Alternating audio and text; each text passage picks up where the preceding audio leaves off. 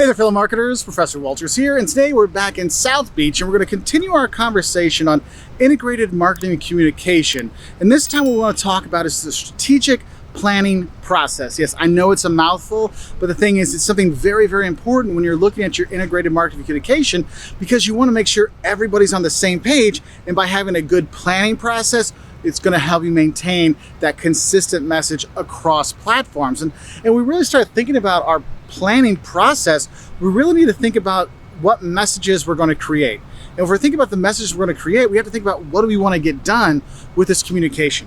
Do we want people to buy our product? Do we want people to just be aware of our product? Do we want to change their perception of our product?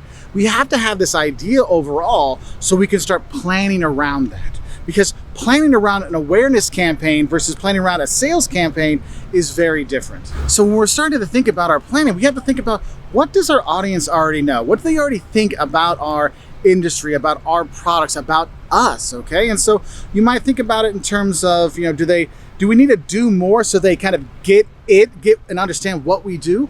Or do they already understand what's out there? I mean, if you look in comparison, Aldi in Germany and Aldi's in the US, because we like to put the S on there, in the US, you think about it, when people go to Aldi, they're like, wow, it's a super cheap place. They're like telling people this. They're like, yeah, it really is cheap. And they don't think about the quality. They just think, wow, it's really cheap.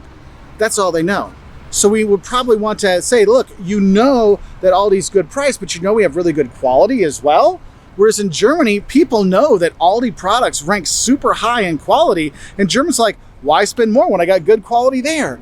And that already different mindset will influence how you're going to kind of communicate with people. It's kind of like, that's why movie theaters really love sequels, because you already know Spider-Man, you already know Superman. I don't have to worry about you not knowing them. It's already there, so we can start right away. We already know that Uncle Ben died, all right? Let's move on with the Spider-Man story, right? So by already having an idea of what they already know can help you out. But also, you need to think about, what information do they need? What information do they need to start to change their perception of our products or perception of our services? What information do they need to know that we're the right product or service for them to buy? So you might need to tell them what they should buy, or what are the value propositions you have, or where they can buy the product, why they should buy the product. You might not have known that you need the super extra deodorant plus, but if you're in Miami, it's hot all year round. Oh, I didn't realize if you came here in the winter, you're still gonna sweat.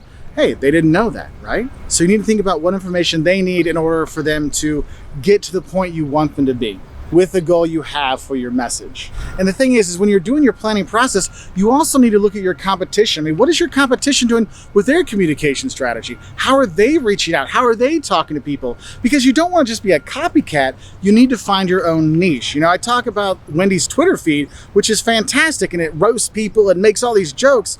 The thing is, if McDonald's tried to do that, or Culver's tried to do that, or Hardee's tried to do that, it would just seem like a copycat thing. Like, why would I just watch Wendy's Twitter feed? So you need to know what other competitors are doing, so you're not overlapping. You're not doing the same thing. Because again, no one's going to go to McDonald's too. You need to have a different kind of restaurant. Now, by knowing more about their wants and needs of your clients, the people you're going to talk to in your planning process, it's also going to help you know where to place your messages so your audience can get them. You need to figure out the appropriate media, okay? So with all this information we collected, I see that, college students, they don't read the newspaper, they don't watch TV traditionally, they stream and they do everything online through Instagram and TikTok. All right, if I know that, I know I need to place my ad in the TikTok, scroll. I need to place in the Instagram scroll, because they're looking there. I need a product placement in some cool Netflix movie that people are binge watching, right? And so that's what I need to do, because I see that's where they're looking. And then once you have your message, you make your ads, you put it out there, obviously you need to measure results. Are we changing people's perspectives? Are we getting people to buy our product? Are we getting people to visit the website more? You have to measure these things to see, did it work or not? And if it's not, you need to control for that. You need to say, look, this ad isn't really connecting with this demographic. It's not getting the point across. They're not buying tickets. We need to change things. Because that's one thing with your communication strategy. I mean, it's like telling a joke. You think the joke is funny, but some people don't find it funny. It's like, okay, how can I make it so they know that it's a joke and not me being a jerk, right? You do the same thing here. Like, hey, let's change our message. Let's communicate in a better way so that it's more effective. And the thing is when you're looking at integrated marketing communication, there's a lot of different reasons why you have to do this and why you should do this. And really actively keeping up with your customers' needs is super important. You need to know how their needs change, how their wants change. And integrated marketing communication, remember, it's two-way communication. This is how you gain that information. This is how they tell you what they need, so you can adjust, say, oh, they need this instead of this. This is no longer cool, and this is what they like. That's why you need that. You need to actively keep up with them. And also with the planning, it really helps to really know how you're going to communicate with them, because sometimes you're not sure, and how people might cycle through different positions in a job. A new person might come in and not know, how do we reach that 35 to 45 age group? Is it Facebook or is it Instagram now? I mean, I don't know about you, but when I go on TikTok, all I see are people my age doing dance stuff now. So maybe that's the new way to do it, but you want to keep track of all of that. And the thing is, though, with your integrated marketing communication, the reasoning behind this, really you want to make sure you have a coherent communication strategy and a coherent communication plan for all types of customers and all types of communication, because you don't want to send mixed messages, because that just confuses your customers. Because remember, trust is just doing the same thing over and over again. I know what they're going to do. I know what they're going to do. I know what they're going to do.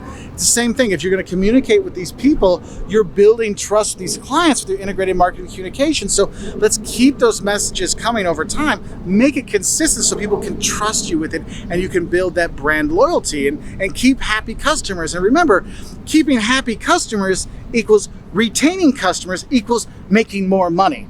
It's a lot easier to get rich if you have people coming back to buy from you again and again than if you have people buying from you just one time.